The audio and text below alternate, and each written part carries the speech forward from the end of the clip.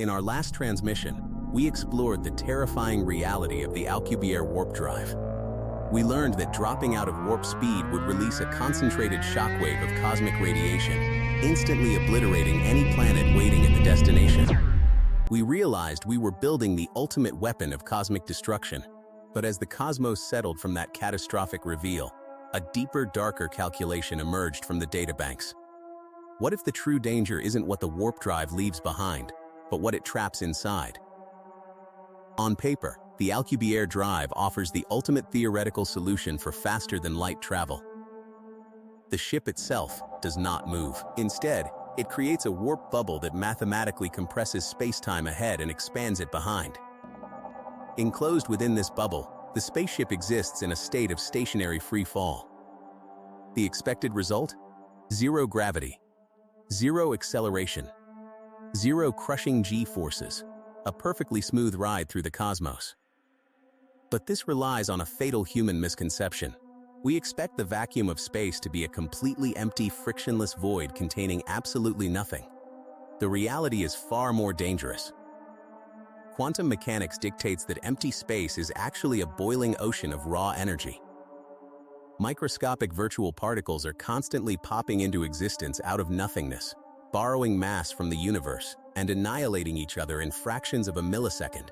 Space is alive with a subatomic electrical storm, and our starship is about to sail directly into it.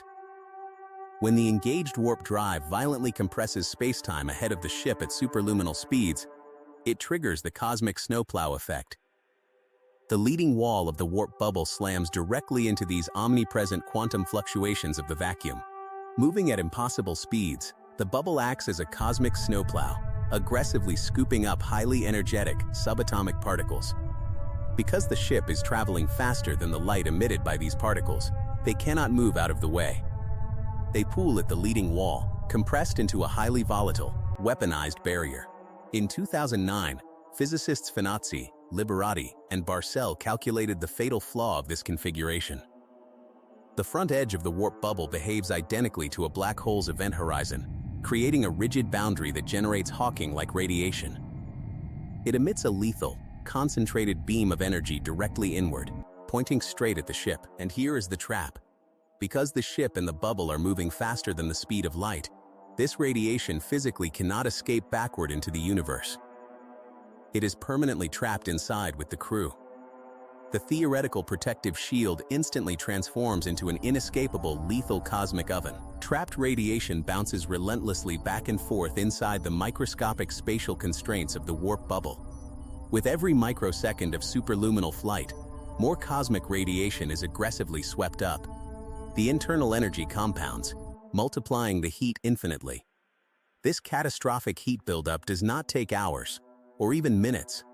It reaches maximum lethality in a fraction of a second after the drive engages. The internal temperature instantly spikes past the heat of our sun's core, rapidly exceeding the thermal limits of a supernova. Before the crew can even realize the drive has activated, the starship, the hull, and the entire human crew are instantly flash vaporized into raw, glowing plasma. The mission ends before it even begins. Surviving the quantum oven seems mathematically impossible. Yet, even if we engineered a mythical shield to withstand the intense heat, breaking the light speed limit shatters something far more fragile: the flow of time itself. In the physics of special relativity, space and time are the exact same fabric. Moving faster than light inherently means moving backwards through time. Surviving the fire only guarantees you live long enough to shatter the laws of cause and effect, risking the logical structure of the entire universe. Subscribe to Astroflect as we prepare to confront the ultimate time paradox in Part 3.